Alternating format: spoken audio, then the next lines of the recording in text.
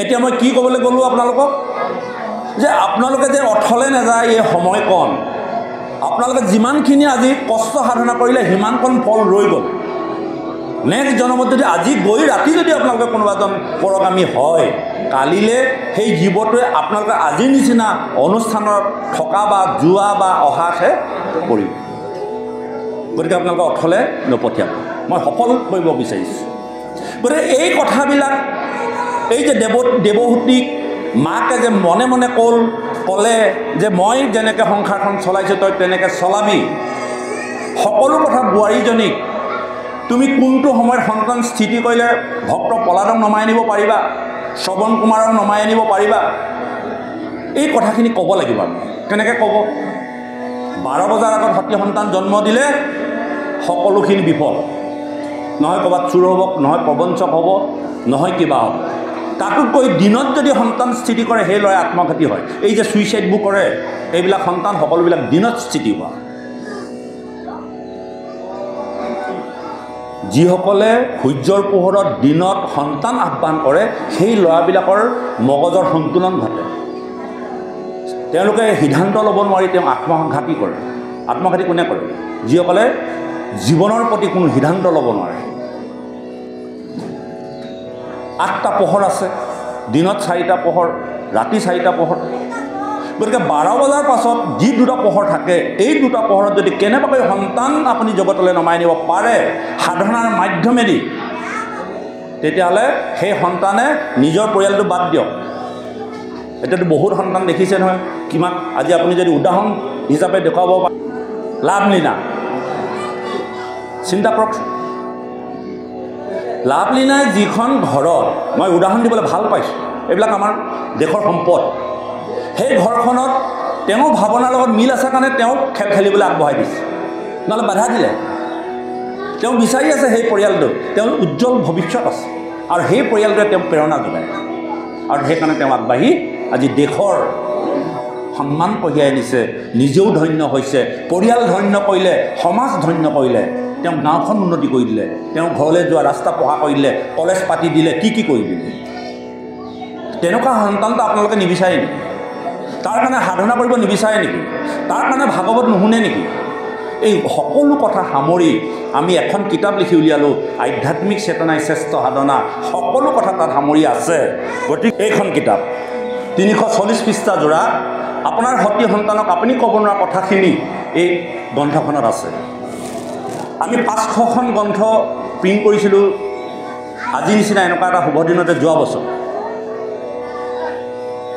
বছৰ ভাওনা সমাৰোহ পাতিছিলোঁ তাতে আমি উদ্বোধন কৰিলোঁ 500 কপি ইতিমধ্যে শেষ মাত্ৰ 20 কপিমান আছিলে আজি আমি লৈ আহিলোঁ শেষ হ'ব দ্বিতীয় সংস্কৰণ দিছোঁ যদি আপোনালোকক লাগে কিতাপখন সংগ্ৰহ কৰিব পাৰিব এই কিতাপখন প্ৰকাশ কৰোঁতে যথেষ্ট খৰচা হয় আপোনালোকে জানে কাগজ কলমৰ নহয়নে বাৰু বহু সাধনাৰ বিনিময়ত এখন কিতাপ হৈ উঠে কিতাপখন এনেই লিখিম বুলিলে লিখিব নোৱাৰে সকলো কথা সামৰি আপুনি ক'ব নোৱাৰা সতী সন্তানটোৰ হাতত যদি কিতাপখন তুলি দিয়ে কিতাপ কিনক লাগিলে আপুনি নপঢ়ক টেবুলত পেলাই থৈ দিয়ক আপুনি নিয়া কিতাপখন 250 টকাটোৰ বিনিময়ত কোনোবাই যদি এটা লাইন পঢ়ি যদি উপকৃত হয় আপোনাৰ জীৱন ধন্য হৈ গ'ল আপোনাৰ কৰ্মৰ দ্বাৰা আপোনাৰ অৰ্থৰ দ্বাৰা আপুনি এখন কিতাপৰ দ্বাৰা কাৰোবাৰ জীৱনলৈ সৎ গতি আনি দিলে কিন্তু আমি ভাবিম জানো কি বাদ দিয়া আধা কেজি মাংস অকণমান লৈ গৈ গধূলিকৈ ধুনীয়াকৈ খাব পাৰিম খাই দিলে শেষ কিন্তু এই কিতাপখন যুগ যুগ ধৰি আপোনাৰ চুকে কোণে পৰি থাকিব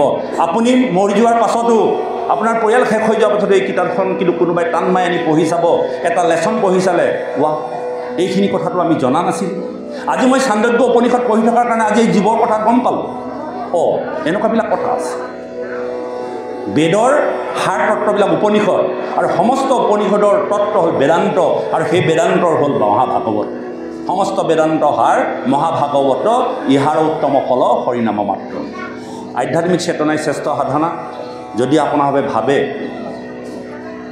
সংগ্ৰহ কৰিব ইয়াতে আছে এই ল'ৰাৰ ওচৰতো আছে গতিকে আপোনালোকক ক'লোঁ ইয়াৰ পাছত আমি আৰু এখন গ্ৰন্থ লিখিছোঁ সাধনালব্ধ জীৱন যে জীৱন সাধনাৰ মাজেদি কেনেকৈ আগবঢ়াই লৈ যাব পাৰি কি কৰা উচিত যেনেকৈ আমি আজি আপোনালোকক ক'লোঁ যে আপোনাৰ 4 পুৰুষাৰ্থ সাধন কৰিবলৈ যাওঁতে ধৰ্ম ৰক্ষা কৰিবলৈ যেনেকৈ 7 প্ৰকাৰ সাধনা কৰিব লাগে বা অৰ্থ উপাৰ্জন কৰিবৰ কাৰণে 5 প্ৰকাৰ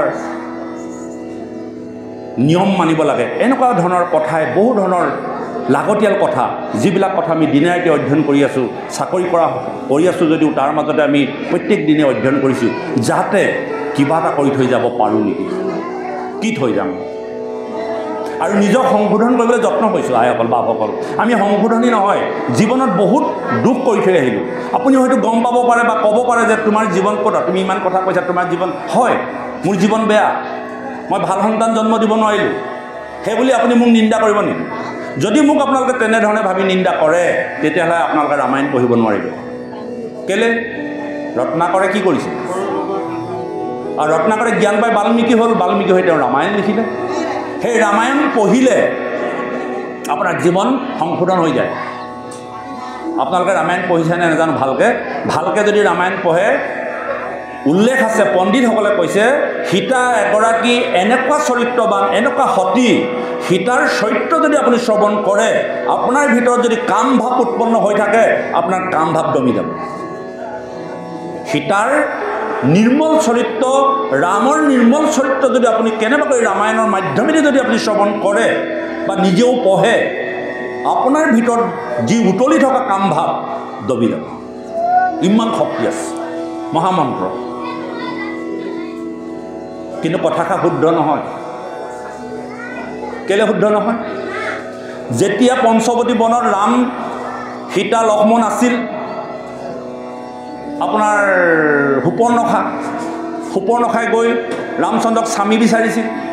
ৰামচন্দ্ৰই ক'লে মই বিবাহিত, মোৰ ভাইটি বিবাহ কৰা নাই, তেওঁকে তুমি কৰা। আৰু লক্ষ্মণে নাক কাণ কাটি পঠিয়াই দিলে। পঠিয়াই দি ৰাৱণৰ আগত সীতাৰ গুণ আৰু চৰিত্ৰৰ কথা প্ৰকাশ কৰিছে, যে সীতা কিমান ধুনীয়া, কিমান সতী, কিমান সাধৱী। যদি ৰামচন্দ্ৰৰ কাষত সীতা থাকে, মই ৰামচন্দ্ৰক স্বামীবৰণ কৰিবলৈ যিটো প্ৰয়াস কৰিছোঁ, সেইটো নহ'ব, গতিকে তুমি সীতাকৰণ কৰা। সীতা ইমান সৌন্দৰ্য, পৃথিৱীৰ নাৰীসকলৰ ভিতৰত সীতাতকৈ আৰু ধুনীয়া সুন্দৰী আৰু সতী নাৰী নাই। এতিয়া আপোনালোকে প্ৰশ্ন কৰক, যদি সীতাৰ চৰিত্ৰ শুনিলে মানুহৰ কাম ভাৱ দবি যায়, তেতিয়াহ'লে ৰাৱণৰ কাম ভাৱটো কিয় দবি নগ'ল? উত্তেজনা হ'ল, সীতাক লগে লগে হৰণ কৰিবলৈ তেওঁ মাৰিছে। বিভীষণে বহুত ধৰণৰ বুজনি দিয়াৰ পাছতো ৰাৱণ কিন্তু শান্ত নহ'ল, যে সীতাক মোক লাগে, মই তেওঁক ৰাজৰাণী বনাম, তেওঁক লগোৱা লিখিৰ দ্বাৰা মই সম্পূৰ্ণ সফলতা ৰাখিম, কেৱল মোক সীতাক লাগে। তো সীতাৰ চৰিত্ৰ সুপৰ্ণখাই যেতিয়া প্ৰশংসা কৰি কৈছিল, তেওঁ ৰাৱণ শান্তহে হ'ব লাগিছিল, কেলৈ নহ'ল? প্ৰশ্ন নহয়নে বাৰু কথা? মই আগতে কৈ গ'লোঁ যে সীতাৰ চৰিত্ৰ যদি কোনোবাই শুনে, কাম ভাৱ জাগিত বন্ধ হৈ যাব। এই প্ৰশ্নটোৰ উত্তৰ মই এইকাৰণে কৈছোঁ যে যাৰে তাৰে মুখৰ পৰা সৎ কথা নুশুনিব। সৎ কথা হ'লেও সৎ কথা কোনে কৈছে? সৎ কথা কোনে কৈছে? সকলোৱে ভাগৱত ক'লে আপোনাৰ বোধগম্য নহ'ব, আপোনাৰ জীৱন সংস্কাৰ নহ'ব পাৰে। হয়, ভাগৱত অমৃত, কিন্তু কৰ্তাজনৰ জীৱনচৰ্যা কেনেকুৱা? কৰ্তাজনৰ জীৱনত সেই কথাখিনি প্ৰয়োগ কৰিছেনে নাই কৰা?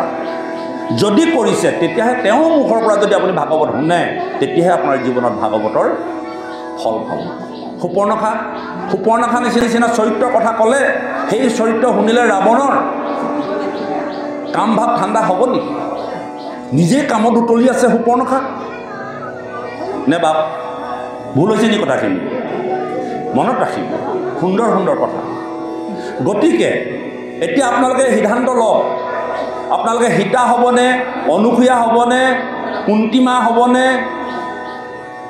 আপোনাৰ কায়াধু হ'বনে, নে সুপৰ্ণখা হ'ব, কৈকেয়ী হ'ব? প্ৰত্যেকগৰাকী আইক মই এই কথাটো ঠেলি থ'লোঁ যে কোনগৰাকী আই হ'ব। গান্ধাৰীক কিন্তু মাতা বুলি নাই কোৱা, কুন্তীক মাতা বুলি কৈছে, অনুসূয়াক মাতা বুলি কৈছে, সীতাক মাতা বুলি কৈছে, কিন্তু গান্ধাৰীক নাই কোৱা মাতা বুলি। গান্ধাৰীক গান্ধাৰী বুলিয়ে কয়, কৈকেয়ীক কৈকেয়ী বুলিয়ে কয়। গতিকে আমি যদি এগৰাকী এগৰাকী প্ৰকৃত মাতৃ হ'বলৈ যত্ন কৰোঁ, আপোনালোকৰ গৰ্ভত এটি সন্তান জগতলৈ নামি আহিব, যিটো সন্তানে জগতৰ কল্যাণ সাধন কৰিব।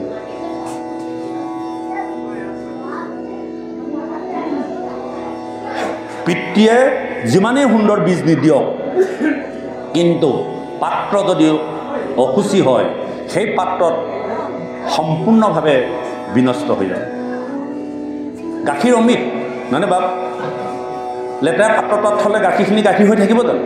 কিন্তু গাখীৰটো প্ৰকৃত অমিতেই আছিল। তাৰ ফলস্বৰূপে প্ৰমাণ ক'ত দিছে? আমাক প্ৰমাণ লাগিব নহয় জানো? কথাবোৰ ক'লে নহ'ব নহয়। মাতৃসকলে মোক হয়তো খং কৰিব পাৰে, অকল আমাকে মাতৃসকলকে কথা কৈ আছে। হয়, এই জগতত আপোনালোকৰ নাম আগত কোৱা হয়। ৰাধে কৃষ্ণ, সীতাৰাম কিয় কয়? মাতৃ জাতি জগতৰ ধৰণী। গতিকে গৃহবিলাকত এজোপা বৃক্ষ 10টি সন্তানৰ মূল্য, আৰু এগৰাকী কন্যা 100টা সন্তানৰ সমকক্ষ। কেলে? এজোপা বৃক্ষ 10টি সন্তানৰ সমকক্ষ। হয়তো 10টা সন্তানে আপোনাক ভৰণ পোষণ নিদিব পাৰে, কিন্তু এজোপা বৃক্ষ যদি আপোনাৰ থাকে, সেই বৃক্ষজোপাই কিন্তু মৃত্যুৰ সময়ত বৃক্ষজোপাক বেছি কিনি আপুনি কিন্তু লালন পালন হ'ব পাৰে। 10টা সন্তান হ'লেও সেই বৃক্ষজোপাৰ সম হ'ব নোৱাৰে। এগৰাকী কন্যা 100টি সন্তানৰ সমকক্ষ।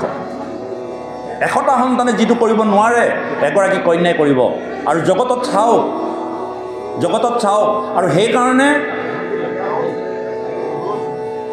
কদমে দেৱহতীৰ মাজত 8-9গৰাকী কন্যা জন্ম হৈছে সৰ্বপ্ৰথমে, আৰু 9গৰাকীয়ে অত্যন্ত সতী জগতৰ কল্যাণ সাধন কৰিলে। আমাৰ এতিয়া কন্যা বুলি অৱহেলা। আজি কন্যাবিলাকলৈ চাওক আপুনি দেশত, আপোনালোকে টিভি চাই নাচাই নাজানো, আমি মাতৃজাতিক সন্মান কৰিছোঁ, শ্ৰদ্ধা কৰিছোঁ। আপোনালোকে আমাক আজি যে মাতৃসকলক বা নাৰীসকলক যে পুৰুষসকলে যে অত্যাচাৰ কৰিছে, উৎপীড়ন কৰিছে, তাৰ কাৰণ কোন? আপোনালোকেই নহয় জানো?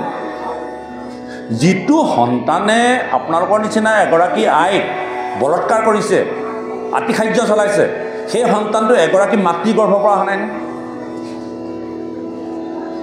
এগৰাকীটো মাতৃ গৰ্ভৰ পৰাই আহিছে। পুৰুষ বুলি যেনেকৈ নিন্দা কৰিছে, এই পুৰুষবিলাক ক'ৰ পৰা আহিছে?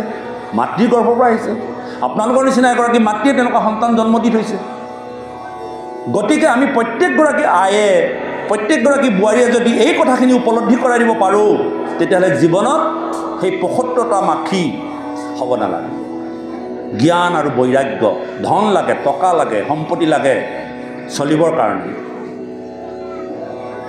বিনয়াজী বাবাই ভগৱন্তৰ চৰণত প্ৰাৰ্থনা কৰিছিল, মোক সম্পত্তি লাগে। আপোনালোকক সম্পত্তি নালাগে বুলি কোৱা নাই। কিমান লাগে সম্পত্তি? সীমা দিছে যে সম্পত্তি লাগে যাতে মই ভোকত নমৰোঁ।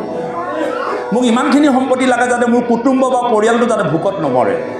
মোক ইমানখিনি সম্পত্তি লাগে যাতে সাধু সন্ত কোনোবা এজন অতিথি আহিলে যাতে ভোকত ঘূৰি যাব লগা নহয়। যদি সেইখিনিয়ে হয় যথেষ্ট।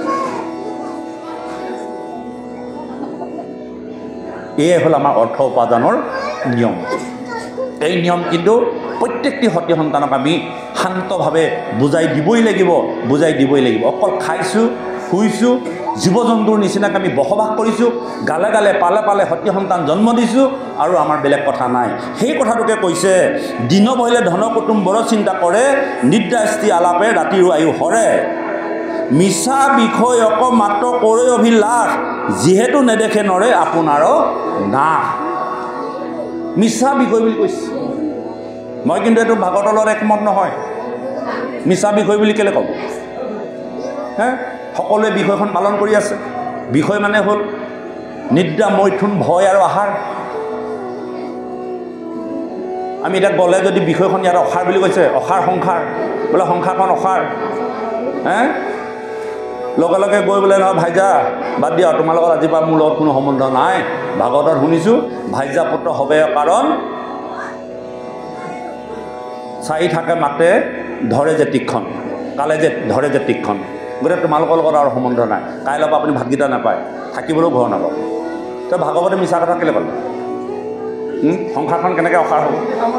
যিখন সংসাৰতে চলি আছোঁ, খাই আছোঁ, নে আইসকল হয় নাই? অকল ভাইজাসকল অসাৰ কৰি থাকে, কেলৈ স্বামীসকল অসাৰ নহয় নি? সতী সন্তানবোৰ অসাৰ কৰি থাকে, ধন টকা পইচা অসাৰ কৰি থাকিছে। যদি এইবোৰ অসাৰেই, তেতিয়া আজি বা নঘটো নেমেলো, ভাইজাও বাদ দিয়া, স্বামীও বাদ দিয়া, ল'ৰাও বাদ দিয়া, হ'ব নেকি? তো ভাগৱতে এইবিলাক কথা কেলৈ কৈছে অসাৰ বুলি? যিটো অসাৰ, সেই অসাৰ কথাটোকে সাৰ বুলি আজি দিন ৰাত আমি সকলো ভুগি আছোঁ। মই বাপক ক'লোৱে আধা ঘণ্টাহে কম, ঘৰলৈ যাব লাগিব, বিষয়খনে টানিলেই। কেলৈ মইতো আজি দিন ৰাত কৈ থাকিব লাগে নিয়মমতে। ঘৰখনৰ কথা কেলৈ মনলৈ আহিলে? যাবগৈ লাগিব, বতৰ বেয়া, ৰাস্তা বেয়া।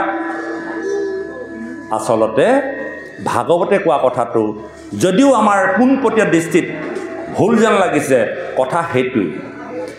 যিখন সংসাৰত জগতৰ কল্যাণৰ কাৰণে সকলো বস্তু আগবাঢ়িছে, ধন ঘটিছে, টকা ঘটিছে, আপুনি কি কৰিছে? সেই ধনেৰে জগতত কল্যাণৰ কাৰণে নামঘৰ বনাই দিছে, পথ বনাই দিছে, ৰাস্তা বনাই দিছে, দুখীয়াক সহায় কৰিছে। আপোনাৰ সন্তানটো জগতলৈ নমাই আনিলে, সেই সন্তানটোৱে জগতত ধৰ্ম প্ৰচাৰ কৰিছে, কিতাপ লিখিছে, কাৰোবাক জ্ঞান দিছে, প্ৰফেচৰ হৈছে। সেইবিলাক সংসাৰ অসাৰ নহয় নহয় বাবাই। অসাৰ সেইবিলাক যিটো সন্তানে ৰাতিপুৱাই পিতৃ মাতৃক নুসুধাকৈ ওলাই গৈ ৰাতি 12টা বজালৈকে ঘূৰি নাহে, আৰু পিতৃ মাতৃয়ে কলিজাত এটা ডাঙৰ শিল লৈ যেতিয়া জীৱন নিৰ্বাহ কৰিব লাগে, যে সন্তানটোৰ পৰা কিবা খবৰ আহিব নেকি, ক'ৰবাত মাৰি পেলাই থৈ দিছে নেকি, বোলে আপোনাৰ সন্তান হেল্ল' হেল্ল' কিং বাজিলে, বোলে কি হ'ল, বোলে আপোনাৰ সন্তানটো আমুকত কৰি আছে, লৈ যাওক। প্ৰত্যেকজন পিতৃ মাতৃয়ে সন্তানটো ৰাতি বাহিৰত থাকিলে চিন্তা কৰে। আপোনালোকে কৰে নকৰে বাৰু? কেলৈ কৰোঁ জানেনে? সন্তানটোৱে কিবা এটা আনিব বুলি নহয়, জানো চা এটা বেয়া শব্দ শুনি পাম নেকি।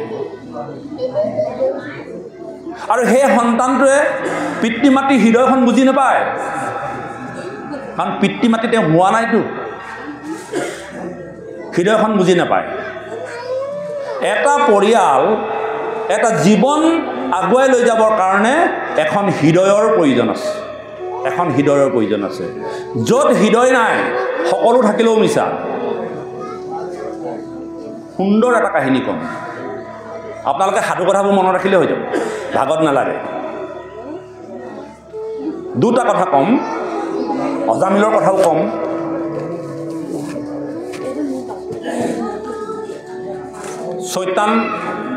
চৈতান চিনি পায়নে? আপোনালোকৰ ফালে আছেনে চৈতান? বাপাই আছেনে চৈতান? বাপে খুব শুনিছে। বাপ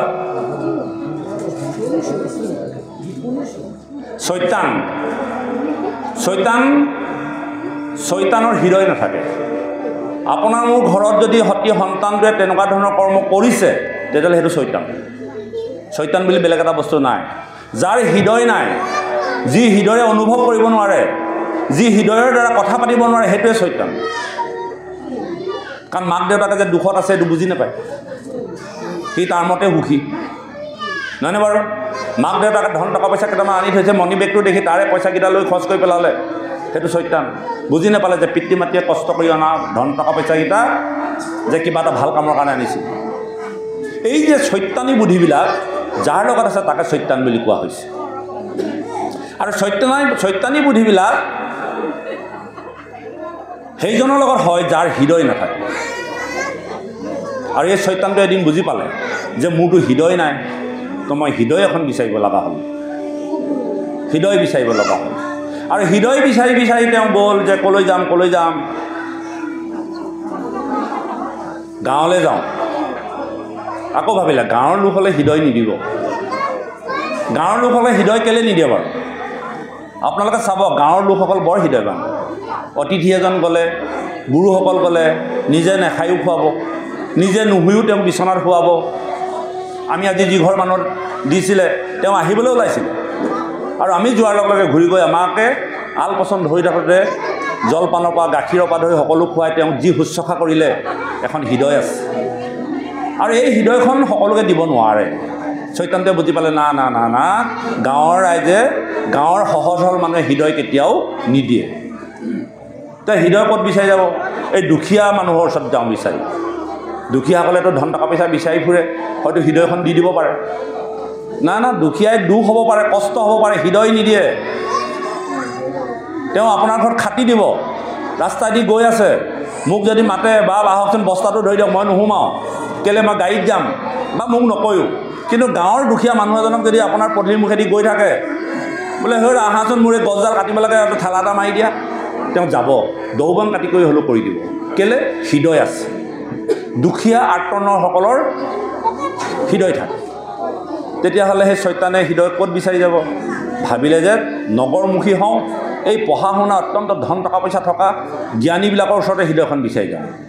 গ'ল নহয়। ডাক্তৰ ফষ্টাছ, মই আমেৰিকাৰ কাহিনীৰ পৰা কৈ আছোঁ, আমেৰিকাৰ কিতাপৰ কাহিনী, নাটকৰ কাহিনী। ডক্টৰ ফষ্টাছক ক'লে বোলে হেৰা হৃদয়খন দিয়া। বোলে হৃদয়খন কেলৈ লাগে? বোলে মোক লাগে, মোৰ হৃদয় নাই। বোলে মই বাৰু হৃদয়খন দিম বাৰু, তুমি কি দিবা? বোলে তুমি যি বিচৰা মই তাকে দিম। বোলে দিবানে? অঁ দিম। বোলে চুক্তি কৰা। চৈতান আৰু ডাক্তৰ ফষ্টাছৰ মাজত চুক্তি হ'ল, লিখালিখি হৈ গ'ল।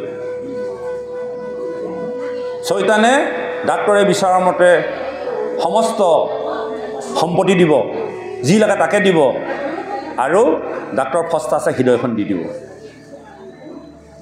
চুক্তি হ'ল আৰু ডাক্তৰ ফষ্টাছে হৃদয়খন চৈতানক দিলে। এতিয়া ডাক্তৰে কৈছে তুমি মোক দিবলগীয়াখিনি দিয়া। আমি বাৰু সৰ্বসাধাৰণতে কি বিচাৰোঁ বাৰু? কেইটামান সাধাৰণ কথা বিচাৰোঁ। প্ৰথমতে বিচাৰোঁ আমাৰ জীৱনত কি? আমাৰ স্বাস্থ্যটো ভালে থাকক, সুন্দৰ হৈ থাকক, ৰোগ ব্যাধি নহওক, নহয়নে বাৰু? এটা সুন্দৰ স্বাস্থ্য। আমাৰ ছোৱালীবিলাকেতো খুব ধুনীয়াকৈ ষ্টাইল কৰে, আইসকলো বুঢ়ী হ'লেও, বাপসকলো বুঢ়ী হ'লেও চুলিত ৰংকণ সানি হ'লেও ধুনীয়া হৈ থাকিবলৈ বিচাৰে। এইটো ভাল কথা, সুন্দৰ নহয়, ভাল কথা, সুন্দৰ হৈ থাকিবলৈ। শৰীৰটো সুন্দৰ হৈ থাকিলে মন সুন্দৰ হ'ব, মন সুন্দৰ হ'লে সকলোখিনি পবিত্ৰ হ'ব। গতিকে সৰ্বপ্ৰথমে ফষ্টাছে ক'লে যে মোক এটা সুন্দৰ স্বাস্থ্য দি দিয়া। দি দিলে। বোলে স্বাস্থ্য হৈ গ'ল, তেতিয়া কি লাগে? বোলে ধন টকা পইচা ঐশ্বৰ্য বিভূতি যি য'ত লাগে, গাড়ী বেংক বেলেঞ্চ আট্টালিকা দিয়া, সকলো দি দিলে চৈতানে। মানে চুক্তি কৰি থৈছে, সকলো দিলে। তাৰপিছত চৈতানে ক'লে আৰু কিবা আছে যদি কোৱা। আৰু কেইটামান তেনেকৈ তেওঁ মনত পৰা কথা বিচাৰি ক'লে, দিলে। কিন্তু মোক হ'লে তুমি নুদিখিবা। আৰু চৈতানে তেওঁৰ হৃদয়খন লৈ গুচি আহিলে, আৰু চৈতানৰ পৰা তেওঁ সকলো বস্তু পালে, ধন পালে, টকা পালে, ঐশ্বৰ্য পালে, বিভূতি পালে, গাড়ী পালে, পত্নীও পালে। এগৰাকী পত্নী বিচাৰিছিলে, চৈতানে 3গৰাকীমান দি দিলে। হ'ব তুমি চলি থাকা। চৈতান গুচি গ'ল। গুচি যোৱাৰ পাছত এতিয়া তেওঁৰ ওচৰত সকলো আছে, হৃদয় নাই। পত্নী আছে, পত্নীয়ে তেওঁৰ ওচৰলৈ যায়, পত্নীক ব্যৱহাৰ কৰিব নাজানে। পত্নীয়ে মৰমত মাতে, তেওঁ ভেকাহি মাৰি উঠে। পত্নীৰ ওচৰলৈ পত্নীয়ে তেওঁ মৰম বিচাৰি যায়, তেওঁ বুৰ মাৰি দিয়ে। হৃদয় নাই ন। হৃদয় থকা মানুহে মৰম চেনেহ কৰিব। হৃদয় থকা মানুহৰ ভাৱ ভংগী, হৃদয় থকা মানুহৰ কথা বতৰা ভাল, হৃদয় থকা মানুহে আনৰ দুখ বুজি পায়। ধন টকা পইচা ভাইজা থকাৰ পাছতো যেতিয়া হৃদয়হীন এজন লোকৰ লগত জীৱন নিৰ্বাহ কৰিব লগা হ'ল, পত্নীগৰাকী তেওঁৰ ওচৰৰ পৰা গুচি আহিলে। ধন টকা পইচাৰ জৰিয়তে তেওঁ ইজনৰ ওচৰলৈ যায়, গটা খায়, সিজনৰ ওচৰলৈ যায়, মাৰ খায়, কথা ক'ব নাজানে, হৃদয় নাই। হৃদয়বিহীন এজন লোক। আৰু এটা সময়ত তেওঁ আত্মহত্যা কৰিব লগা হ'ল। আৰু তেওঁ দুখ কৰিলে যে মই হৃদয়খন দি কি কৰিম। যদিও কাহিনীটো নাটকৰ, গতিকে আমাক এখন হৃদয় লাগে। আৰু সেই হৃদয়খন আমি কেনেকৈ বনাম? যিখন হৃদয় বৃন্দাবন, য'ত কৃষ্ণই নৃত্য কৰিব প্ৰত্যেক সন্ধিয়া। আৰু সেই হৃদয়খন বনাবলৈ আমি ভাগৱত ধৰ্ম গ্ৰহণ কৰিব লাগিব। ভাগৱতে আমাক কঠোৰ হৃদয়ৰ কথা নকয়, এখন নিৰ্মল হৃদয়ৰ কথা কৈ আছে। যিখন হৃদয়ৰ দ্বাৰা মানুহে মানুহক মানুহ হিচাপে ভাবিবৰ কাৰণে, মানুহে মানুহক দয়া আৰু কৰোণাৰে সেৱা সৎকাৰ কৰিবৰ কাৰণে আমি প্ৰত্যেকজনক দেখিলে আমি কি কৰোঁ? কৃষ্ণ বুলি কওঁ, নমস্কাৰ বুলি কওঁ, বাপ বুলি কওঁ, আই বুলি কওঁ। কিয় কওঁ? ভাগৱতে শিকাইছে, সনাতন পৰম্পৰাই আমাক এই কথাবোৰ শিকাইছে যে হৃদয়বান হোৱা। আৰু সেই হৃদয় আজিকালি কলিযুগৰ সতী সন্তানৰ কমি গৈছে। চৈতান হৈছে। মাক দেউতাকে ৰাতি 10-11টালৈকে টোপনি ক্ষতি কৰি আহিব বুলি বাট চোৱাৰ পাছতো সন্তানটোৱে মাক দেউতাকৰ প্ৰতি কিঞ্চিতো হৃদয়খন এবাৰ নাভাবে। গতিকে এই কথাখিনি উপলব্ধি কৰিব লাগিব। যদিও কাহিনী আকাৰে কৈ আছোঁ, 3টা বাজিলে, সামৰিবও হ'ল, আমিও যাব লাগে ন। বাপেও ইংগিত এটা দিছে সামৰিব লাগে বুলি। বাপ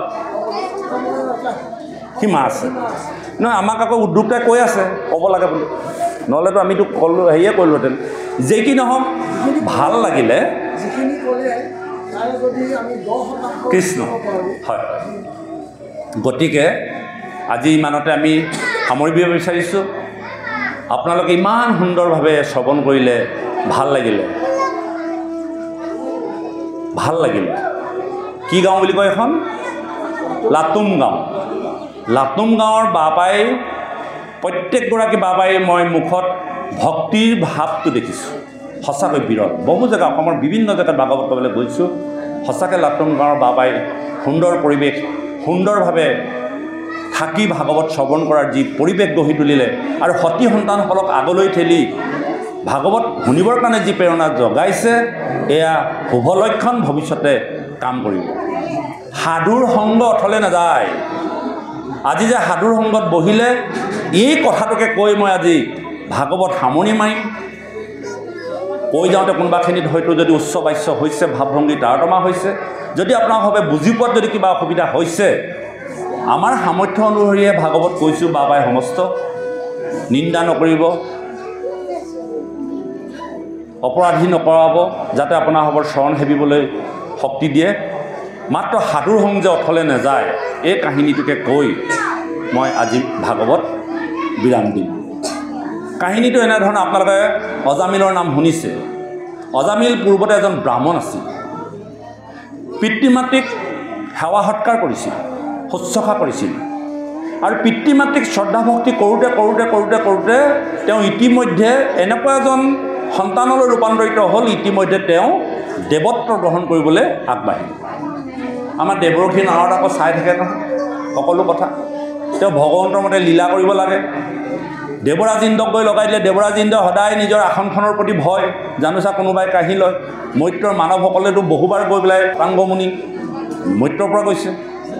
ঠিক দেৱৰাজ নাৰদে গৈ পেলাই, দেৱৰ্ষি নাৰদে গৈ ইন্দ্ৰক ক'লেগৈ, সৌৰা ইন্দ্ৰ, মৈত্ৰত চোৱা সৌজন পিতৃভক্তি কৰি ইতিমধ্যে তেওঁ স্বৰ্গগামী হ'ব, তোমাৰ আসন ল'ব, তেওঁ গৌৰৱান্বিত হ'ব।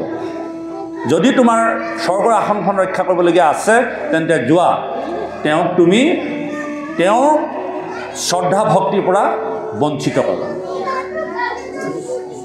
লগে লগে আহিলে, উৰ্বশী মেনকাক পঠাই দিলে। পিতৃ মাতৃক লৈ ঘূৰি ফুৰোঁতে তেওঁ খৰি আনিবলৈ গ'ল।